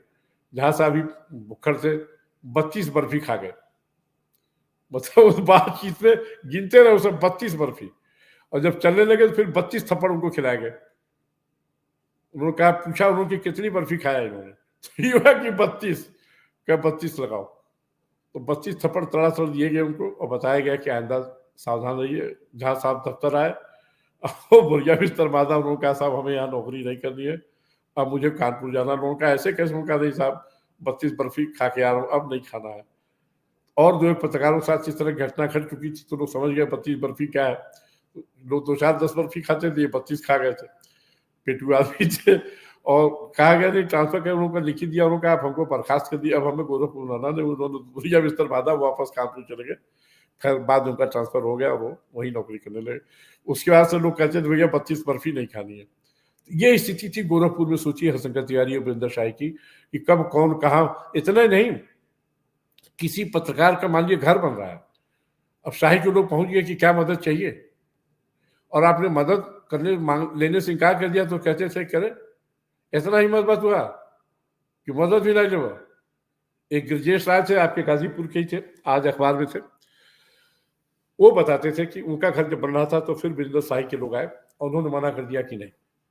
फिर शाही खुद आए, और उन्होंने कहा कि अरे राय साहब आप ईमानदार आदमी हैं, कुछ मदद ले लीजिए, घर अच्छा बनवा लीजिए। तो उन्होंने कहा देखिए भाई, आपने ईमानदार कहा है, और फिर आप हमारी मदद करना चाहते हैं, कैसे मदद ले लेंगे। फिर हमसे बताने लगे कि हमने शाही को मना किया और डर भी गया, और कहने लगे कि हम शाही से बताए कि देखा जब सुतब हम राती के, जब छत रोकी हमार, तो शाही मदद दे रही है, तो मुंह से निकली शाही शाही शाही, और जब अपने कमाई से बनवाई तो कहा हमार कमाई हमार कमाई हमार कमाई। उन्होंने मना कर दिया था। घर अधूरा बनाया, 2 ही 3 कमरे का घर बनाया। प्लाट उनका पथकापुरम जगह है तो प्लाट बड़ा था, उन्होंने छोटा बनाया घर।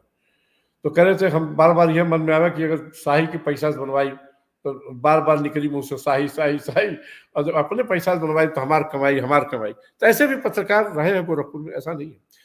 लेकिन एक जो समूह था, एक जो एक तरह से मास लेवल पर बहुत भय था शाही और तिवारी का, और वो भय बाद में लखनऊ में आ गया।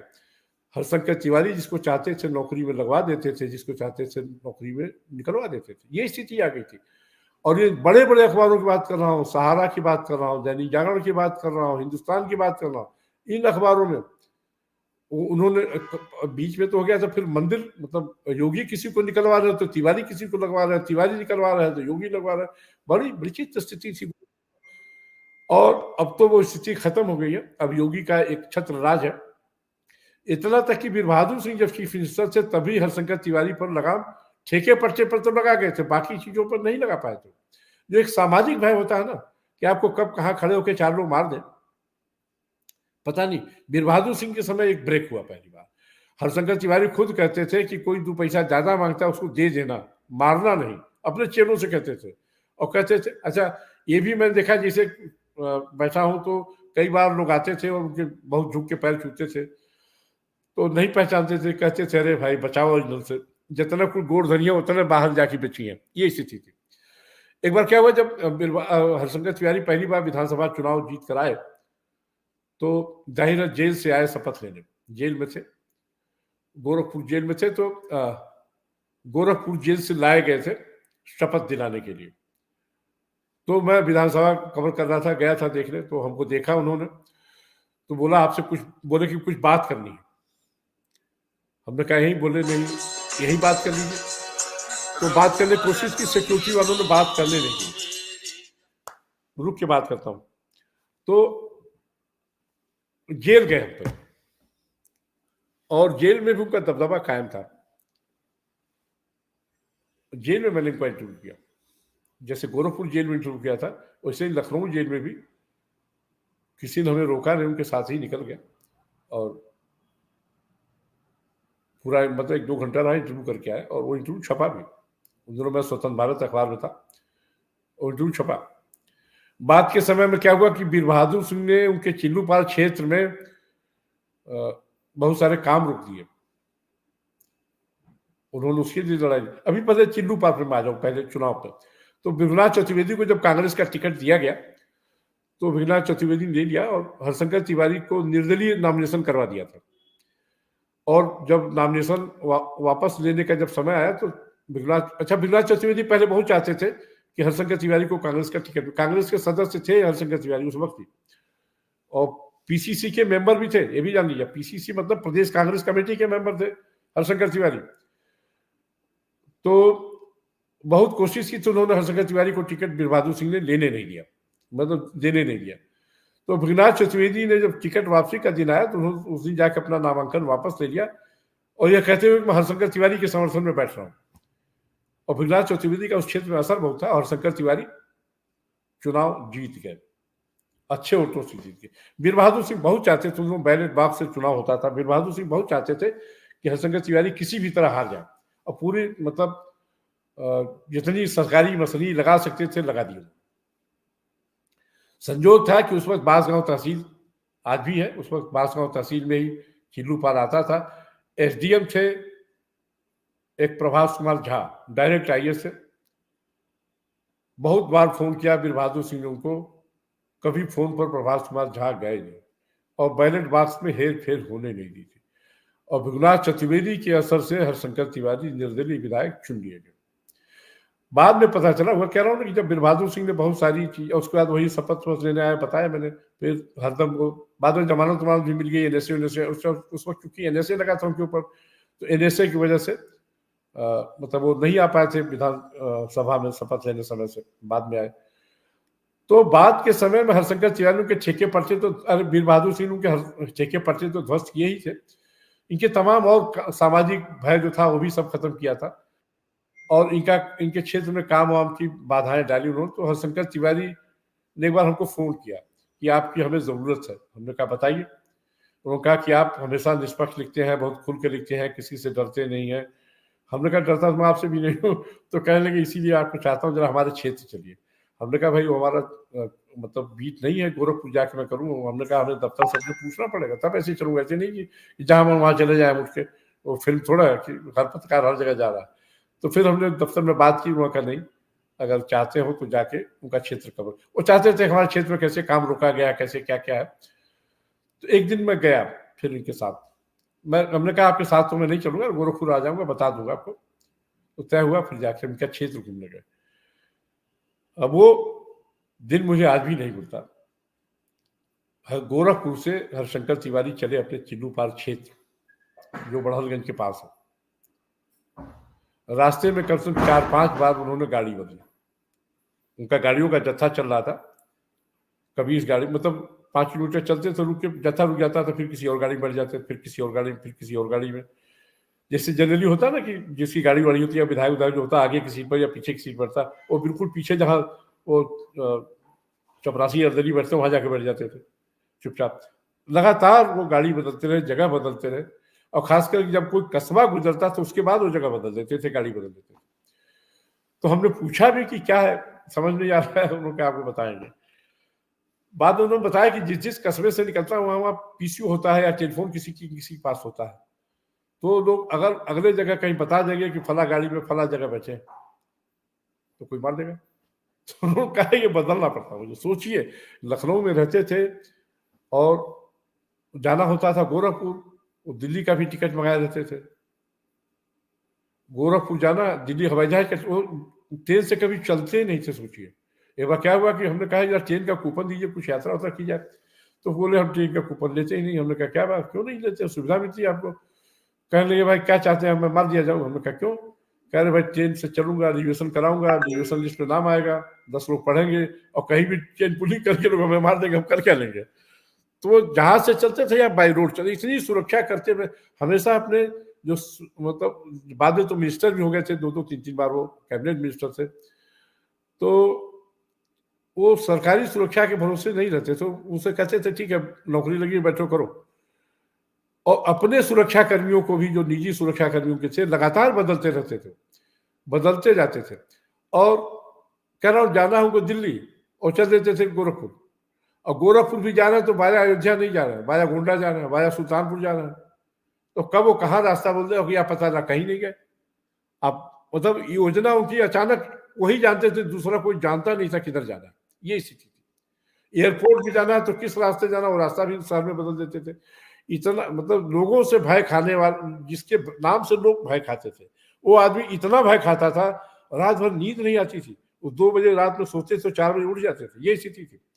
एक भोला पांडे थे, नाम सुना होगा आपने, बलिया के थे, विधायक रहे वो भी।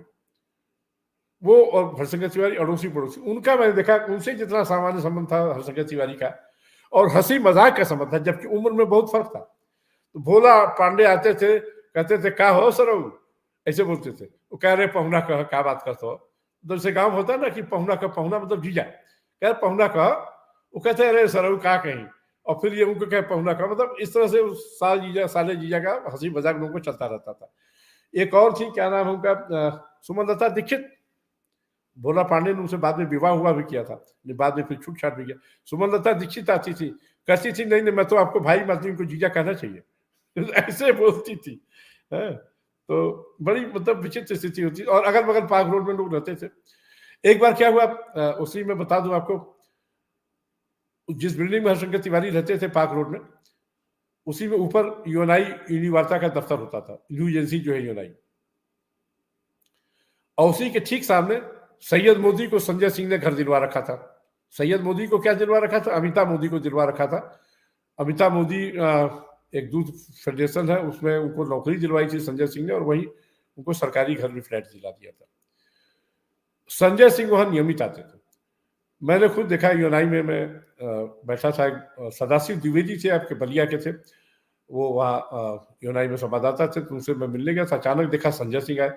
संजय सिंह जिप्सी चला के खुद अकेले आए और सैयद मोदी का दरवाजा, घंटी बजाई, सैयद मोदी ने दरवाजा खोला, वो बाहर निकल गया, संजय सिंह अंदर हो गए।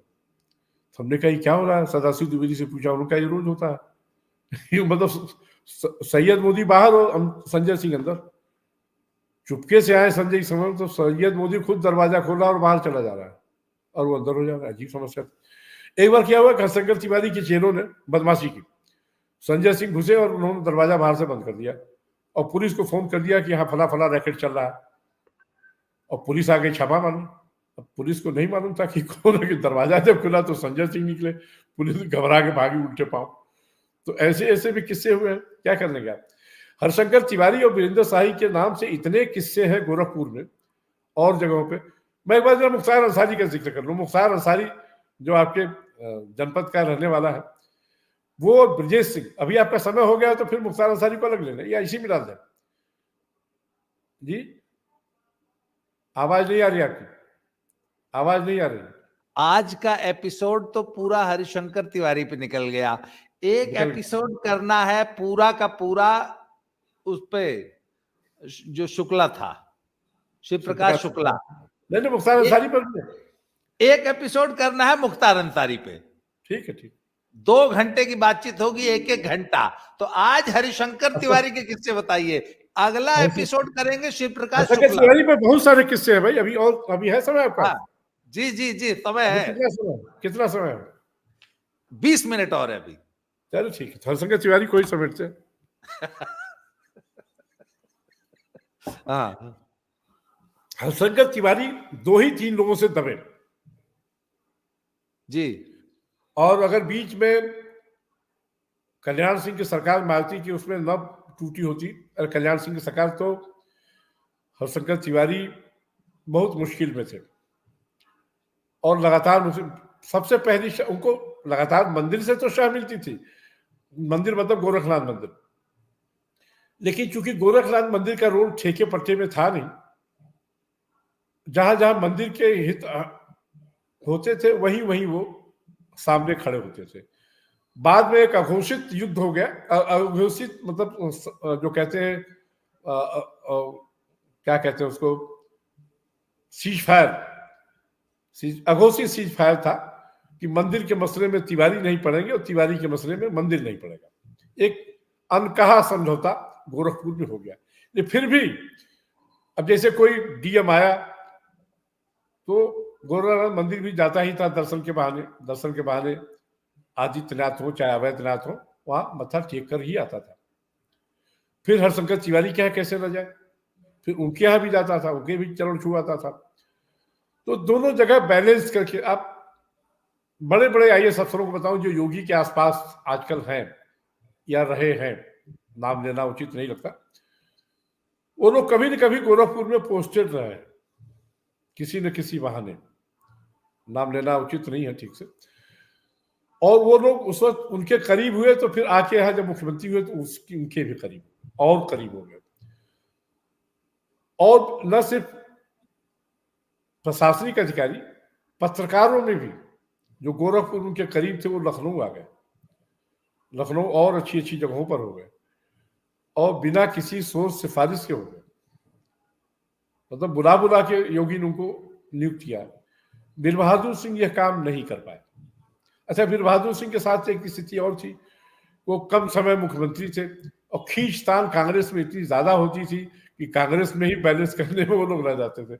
बहरहाल गोरखपुर में जो लोग रवि रहते थे, पत्रकार हो, प्रशासनिक अधिकारी हो, इवन राजनीतिक पार्टियों के लोग भी, ये लालू यादव बड़ा सेकुलर करते हैं, जाते थे आदित्यनाथ के पैर छू के आते थे, खिचड़ी के मेले में जाते थे, स्पेशल ढंग से मिलते थे, और 1 बार 2 बार नहीं, बार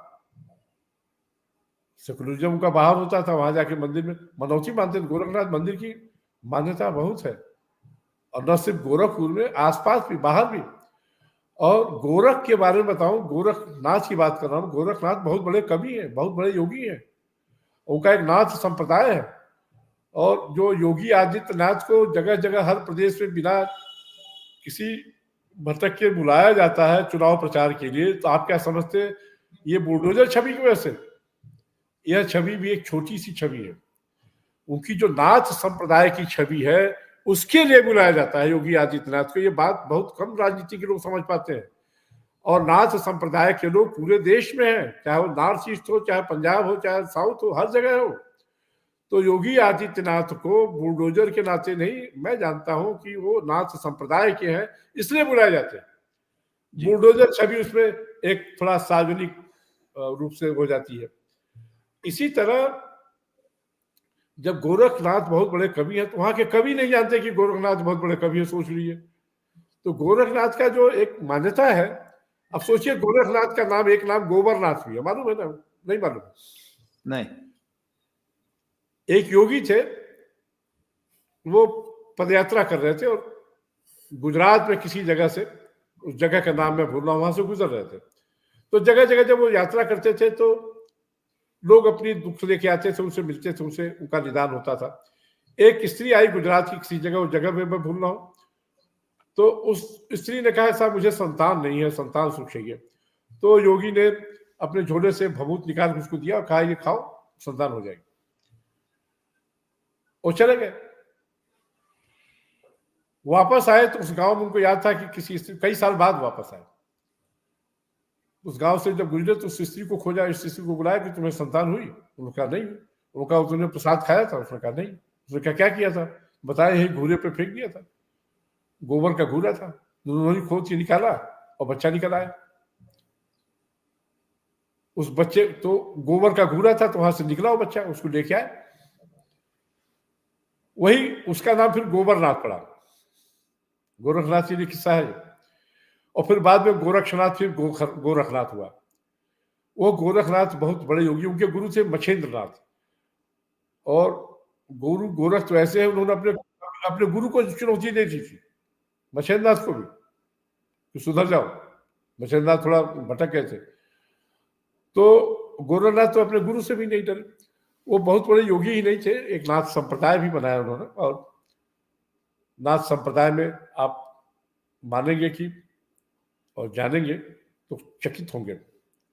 कबीर, गुरु नानक, मीरा, मलिक मोहम्मद जायसी, ये सब के सब नाथ संप्रदाय से हैं, नाथ संप्रदाय के अनुयायी हैं। गोरख से कविता सीखते हैं, चाहे वो कबीर हो, चाहे मीरा हो, चाहे गुरु नानक हो। ये सारे लोग गोरख को फॉलो करते हैं कविता में भी और योग में भी, और नाथ संप्रदाय को भी। मलिक मोहम्मद जायसी मुसलमान थे, लेकिन उन्होंने नाथ संप्रदाय को फॉलो किया है और लिखा है अपने बारे में, नाथ संप्रदाय के बारे में लिखा उन्होंने। अखर नाथ संप्रदाय पे बहुत ज्यादा बात हो जाएगी। तो अब जब हो गया था, अभी योगी आदित्यनाथ के पहले की बात कर रहा हूं, सोचिए हरिशंकर तिवारी प्लानिंग में इतने माहिर थे, चाहे अपराध की प्लानिंग हो, ठेके की प्लानिंग हो। अच्छा, उनके नाम से कुछ होता नहीं था। बिजनेस आई तो कहता था गुरु जी के नाम से दो ही चीजें हैं, एक तो कुर्सी मेज है, एक तो कुत्ता है और एक नेपाली नौकर, बस। अपने नाम कुछ रखा ही नहीं, कभी नहीं रखा उन्होंने। और उन्होंने बाद में गणेश पांडे, उनके भांजे हैं, उनको उन्होंने ठेकेदारी का सारा वो सब किया। गंगोत्री जो है वो हरिशंकर तिवारी की माँ है। गंगोत्री एंटरप्राइजेस सुना होगा आपने कभी, उनके नाम से उन्होंने सारे काम किए और गणेश पांडे के या और कुछ लोग उसमें साझेदार बना के ठेके पट्टे शुरू कराए। और हरिशंकर तिवारी कंजूसी के लिए भी बहुत जाने जाते थे, खर्च बहुत नहीं करते थे किसी के ऊपर। जैसे होता है तमाम नेता इधर उधर फालतू खर्च करते रहते, नहीं खर्च करते, बहुत कंजूसी से काम करते थे। और सब कुछ उन्होंने अपना, उनके दोनों लड़के भी थे, उतने योग्य नहीं निकले, बार बार चुनाव तो उन्होंने लड़वा जितवा दिया कई बार। लेकिन प्लानिंग का जो कहते हैं ना कि भविष्य को जानना, उनके पिता तो पुरोहित थे। मैं इसकी बताना भूल गया, जब उनके क्षेत्र में मैं जब गया तो सचमुच जगह जगह, जब वीर बहादुर सिंह का कार्यकाल था मुख्यमंत्री का, तो उनके क्षेत्र जब वो गाड़ियां लगातार बदलते थे, सब कुछ था, क्षेत्र में भी गया तो सचमुच उनके साथ वीर बहादुर सिंह ने नाइंसाफी की थी बहुत जगह। जैसे काफी चिल्लू पार का जो काफी इलाका जो है बाढ़ वाला इलाका है, बांध जगह जगह से कट रहे थे और बाढ़ का मरम्मत नहीं करवा रहे थे। ये अपने तौर पे व्यक्तिगत अपने खर्चे पे बाढ़ की मतलब बांध की मरम्मत करवा रहे थे कि कहीं बाढ़ में गाँव डूब न जाए, ये न हो जाए। और जो बाढ़ पीड़ितों को मदद होती थी वो मिलती नहीं थी, मिल नहीं रही थी उस बात। लगातार मतलब जगह जगह रास्ते खराब थे, तमाम जगह रिसाव हो रहा था पानी का, बहुत सारी समस्याएं थी। एक चीज मैंने चेक की कि उस इलाके में यादव लोग बहुत हैं, चिल्लूपार विधानसभा क्षेत्र में बहुत ज्यादा यादव बहुल इलाका है। तो बात ही बात में जब पता चला तो हर जगह यादव लोग मिल जाते थे और हरशंकर तिवारी के पैर छूते थे, बहुत श्रद्धा से मिलते थे। तो एक जगह होता है ना कि वो कहीं और किसी से बात कर रहा, मैं किसी और जगह निकल गया, बात करने लगा, तो पूछा लोगों से हमने कि हरशंकर तिवारी की छवि तो ये है और आप लोग उनके पैर भी छू रहे थे, इज्जत भी कर रहे हैं। तो एक यादव ने बताया कि असल में हम इनकी इज्जत नहीं कर रहे। हमने कहा फिर? हमने कहा देखा तुम भी पैर छू रहे थे। क्या नहीं साहब, ये हमारे गुरु बाबा के बेटे हैं। गुरु बाबा मतलब हरशंकर तिवारी के पिता, उनका उनकी वजह से हमारे भी गुरु बाबा उनके पैर छू रहे। ये बताया उन्होंने, माफिया हरशंकर तिवारी पैर नहीं छू रहे, हम अपने गुरु बाबा के बेटे। तो उनके पिता का इतना वहाँ उनकी प्रतिष्ठा थी, और उनकी जो कहते हैं ना, वो जजमान बहुत थे उनके उस इलाके में। जजमान शब्द इस्तेमाल करते हैं, यही तो करते हैं, जजमान थे, उनके शिष्य बहुत थे। तो अच्छा, हरशंकर तिवारी के पिता जो थे, मैंने कहा था कि विशुद्ध ब्राह्मण थे, और लोटा डोरी लेकर चलते थे वो पैदल, मतलब कहीं का पानी नहीं पीते, लोटा डोरी लेके चलने का मतलब कुएं से, कहीं रास्ते में कुआं मिल गया तो वहां से पानी निकाल के खुद पिएंगे वो, कहीं का खाना पीना नहीं खाते थे। एक आध खैर हरशंकर तिवारी भी नहीं करते थे। हरशंकर तिवारी भी हर जगह खाते पीते नहीं थे, हर जगह का पानी भी नहीं पी सकते थे, और बहुत संभल कर यात्रा करते थे। कह रहा हूं, कई बार जहाजों के 2-3 टिकट मंगा लेते थे, पता ना वो बम्बई भी जा रहे हैं, दिल्ली भी जा रहे हैं, यहाँ भी जा रहे हैं, कहीं नहीं जाते थे, और फिर कहीं निकल जाते थे, चुपचाप बाई रोड निकल जाते थे। तो इतना जीवन की प्लानिंग। तो जब अभी प्लानिंग की बात कर रहा था, जब योगी के मुख्यमंत्री बनने की बात हुई, हरशंकर तिवारी समझ गए थे कि अब क्या होगा। सोचिए, योगी ने शपथ बाद में ली है उत्तर प्रदेश के मुख्यमंत्री की, हरशंकर तिवारी पहले नेपाल भाग गए, नेपाल निकल गए तुरंत। शपथ सिंह की बाद में सिर्फ चर्चा शुरू हुई कि योगी मुख्यमंत्री बनेंगे। वो जानते थे योगी के मुख्यमंत्री बनने के बाद क्या होता है। तुरंत नेपाल निकल गए, न सिर्फ नेपाल निकल गए, अपने सारे चेलों पाटों को, सबको, चेले चपाटों को भगा दिया। छापा डलवाया योगी ने हफ्ते भर के अंदर, कहीं कुछ नहीं मिला, कोई नहीं मिला। सोचिए, और न सिर्फ इतना, वो सालों रहे वहीं नेपाल में ही। फिर जब तबीयत ज्यादा बिगड़ गई है, तब वो लखनऊ आया है, लखनऊ में इलाज कराया, फिर रात्रि गोरखपुर में निधन उनका हुआ। और निधन पे भी योगी ने सदासता दिखाई नहीं, और कैसे भी दिखाते, लगातार उनका आमने सामने का मामला था, उन्होंने श्रद्धांजलि नहीं दी। गोरखपुर में बहुत हल्ला हुआ, ये है पंडित जी को श्रद्धांजलि भी। अच्छा, पंडित शब्द भी इनको किसने दिया? सूरत नारायण त्रिपाठी ने दिया था, पंडित जी, ताकि लोग सम्मान करें, माफिया गुंडा न कहे, पंडित जी नाम से। और बताओ, वीरेंद्र शाही और हरशंकर तिवारी ने गोरखपुर के क्षेत्रों में बहुत विनाश किया, विकास नहीं होने दिया। बीर बहादुर सिंह ने सहजनवा में गीडा बनाया था, जैसे नोएडा है वैसे गीडा बनाया था, गोरखपुर डेवलपमेंट अथॉरिटी करके। फैक्ट्रियों ने जमीन अलाट कराई, और तभी सिंहों के, जो कहते हैं ना, वसूली शुरू हो गई। कोई बिल्डर गोरखपुर में अब तो रहने लगे योगी के होने के बाद, गोरखपुर में कोई बड़ा व्यापारी रहना नहीं चाहता था, कोई कारोबार नहीं करना चाहता था सिंहों की वसूली की वजह से, अपहरण की वजह से। अपहरण, अब हरशंकर तिवारी अपहरण के खेल में तो उतना आगे नहीं थे। अपहरण तो शुरू किया था बिहार में लोगों ने। बिहार के लोग आते थे गोरखपुर से, डॉक्टरों का अपहरण कर ले जाते थे और वहीं से पैसा लेते थे। डॉक्टरों ने गोरखपुर छोड़ दिया था, समय इतनी स्थिति खराब थी। लेकिन ठेके पट्टे और वसूली में ये लोग खुला वसूली मानते थे, इतना पैसा भेज दीजिए, इतना दे दीजिए। तो शाही भी ये काम करते थे और तिवारी भी ये काम करते थे। होता क्या था, किसी का व्यवसाय बढ़ते देख लेते थे लोग, तुरंत उसे कहते थे इतना लाख भेज दीजिए, इतना। वो लोग लाखों में ही थे, करोड़ों पे नहीं पहुंचे थे, और लोग भेज देते थे। न भेजे तो फिर उसका खामियाजा भुगतते थे। गीडा कोई बड़ा उद्योग गया ही नहीं, छोटे छोटे उद्योग तो वो भी भाग गए, अभी भी नहीं है, कुछ नहीं हुआ। और तमाम जमीन एक्वायर के अंत में वहां फिर जब जमीन खाली हो गई तो वहां फिर मकान बनाए गए, मकान भी नहीं बिके। तो स्थिति बड़ी खराब थी। इन्होंने उसका इलाकों का विकास नहीं होने दिया। छोड़िए, गांव गांव में अपने चेले पाले लोगों ने, कोई शाही का चेला है, कोई तिवारी का चेला है।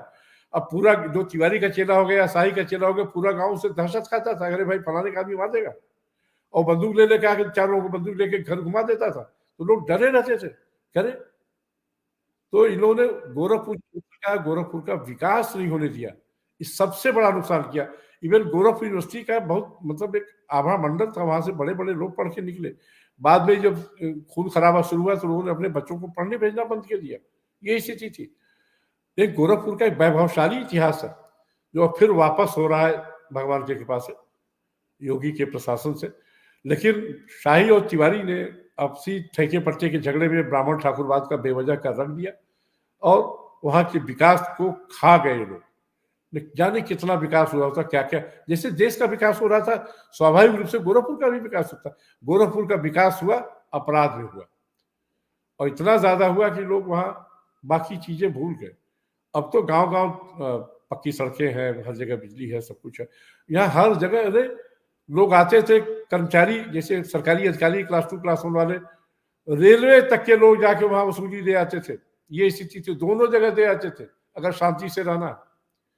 तो बहुत खराब माहौल था जो अब खत्म हो गया। और शाही और तिवारी के अलग बात, अभी भी है तमाम सारे अपराधी, ऐसा नहीं कि अपराध शून्य हो गया गोरखपुर या उत्तर प्रदेश। लेकिन कल्याण सिंह के समय में एक सबसे बड़ी बात यह हुई थी कि जो संगठित अपराध था, एसटीएफ बना, एसटीएफ ने संगठित अपराध खत्म कर दिया था। जो मुस्लिम तुष्टीकरण में थोड़ा बहुत मुख्तार अंसारी अतीक अहमद बच्चे थे, वो भी अब समाप्त हो गए। बताऊं आपको, एसटीएफ ना बना होता तो बहुत मुश्किल थी। अपराध तो आप कभी भी कहीं से भी खत्म नहीं कर सकते थे। दुर्भाग्य देखिए, 1 मिनट बता दूं आपको, पूरा कर लूं। कल्याण सिंह जब मुख्यमंत्री बने मायावती के बाद, मायावती ने जब समर्थन वापस लिया उसके बाद जब बने, तो जिस संगठित अपराध के खिलाफ कल्याण सिंह काम कर रहे थे, उन्हीं संगठित अपराधियों के सरगनाओं को उन्होंने अपनी कैबिनेट में जगह दी, चाहे हरशंकर तिवारी हो, चाहे राजा भैया हो, चाहे मार्कंडेय चंद हो। गोरखपुर में मार्कंडेय चंद भी बड़े माफिया थे, वो भी हरशंकर तिवारी के साथ साथ मिनिस्टर रहे, बने, लगातार बने। और उनका दूसरे तरह का मतलब अपराध था, वो जैसे कट्टा बनवाना, देसी शराब के भट्टे लगवाना, ईंटों में गड़बड़ कर, तमाम सारे और अपराध थे। हाँ, आप कुछ पूछ रहे थे, बताइए। ये एसटीएफ का कैसे बनी और क्या हुआ, इस पे एक बहुत शानदार सीरीज अपने यूपी पुलिस के एक बड़े डेकोरेटेड अफसर हुए हैं राजेश पांडे साहब, वो खुद एसटीएफ में रहे हो, वो एसटीएफ के संस्थापक सदस्यों में रहे हैं। हाँ हाँ, लंबे समय तक रहे और लंबे समय तक, और हमारे बहुत अच्छे मित्रों में से हैं। और शिव प्रकाश शुक्ला का तो उन्मूलन करने वालों में थे, सब मालूम है। कह रहा हूँ, राजेश पांडे यहाँ लखनऊ में लंबे समय तक रहे हैं, वो सीओ कैसरबाग भी रहे हैं, सीओ महानगर भी रहे हैं, सीओ हजरतगंज भी रहे हैं। उसी बाद एसटीएफ की जब पहली टीम बनी, जब शर्मा जी ने बनाई, तो पहले एसएसपी बने थे अरुण झा। अरुण झा के साथ ये डिप्टी एसपी थे राजेश पांडे, और शिव प्रकाश शुक्ला को जहाज से खींचकर गाजियाबाद में लाके इंट्रोगेट करके मारने वालों में से है राजेश पांडे। ठीक, और राजेश पांडे ने बहुत बड़ी जबरदस्त सीरीज है किस्सा गोई में। तो सर आज का हम ये एपिसोड राजेश पांडे के साथ किस्सा गोई में दूसरी बात है, मैंने ज्यादा सीरीज उनकी नहीं देखी, 1-2 देखा बस, क्योंकि उस सारी चीजों को मैं निकट से देखता रहा हूँ, न सिर्फ निकट से देखता रहा हूँ, उनको रिपोर्ट करता रहा हूँ। ठीक है, राजेश पांडे ने इन लोगों को बार बार गच्चा दिया, ये लोग बार बार गच्चा खाते रहे। शिव प्रकाश शुक्ला भी हरशंकर तिवारी से प्लानिंग तो उसने सीखी थी, एक तो युवा था, दूसरे उसको प्लानिंग की मतलब बहुत अभ्यास नहीं था। और जो कहते हैं ना कि दिया जब डेबरी जब भभकती है, वो भभक के पूछ गया। वो चाहता तो वो उसके जितना हिम्मत वाला कोई दूसरा अपराधी मैंने अभी तक नहीं देखा। वो जान पर खेल कर काम करता। उस पे अगले एपिसोड में चर्चा करेंगे। आज 1.25 घंटा हो गया, आज के लिए आज्ञा दीजिए। अगले एपिसोड में फिर से, उसमें सिर्फ शिव प्रकाश शुक्ला रहेगा। हाँ ठीक है, शिव प्रकाश शुक्ला है, अभी मुख्तार अंसारी, बहुत सारे और अपराधी हैं। तो आज के लिए अपराधियों का खजाना है उत्तर प्रदेश। और ठीक है सर, ये सौभाग्य है उत्तर प्रदेश का कि योगी आदित्यनाथ आ गए हैं। लेकिन संगठित अपराध तो कल्याण सिंह ने खत्म कर दिया था जी। तो सर अगले एपिसोड में फिर मिलते हैं। सबसे ज्यादा मुलायम सिंह ने, देखिए कांग्रेस रिजिम में भी अपराध था, और मुलायम सिंह ने अपराध को जितना बढ़ाया किसी ने नहीं बढ़ाया जी। अखिलेश ने उसको शह दी। ठीक है सर, बाकी कल बातचीत करेंगे। अब अतीक अहमद के कुत्ते से हाथ मिलाते थे जी अपने मुलायम सिंह यादव। मुलायम सिंह ने देश उत्तर प्रदेश को अपराधियों का स्वर्ग बनाया था। डीपी यादव हो चाहे, ठीक, कल मिलते हैं। धन्यवाद।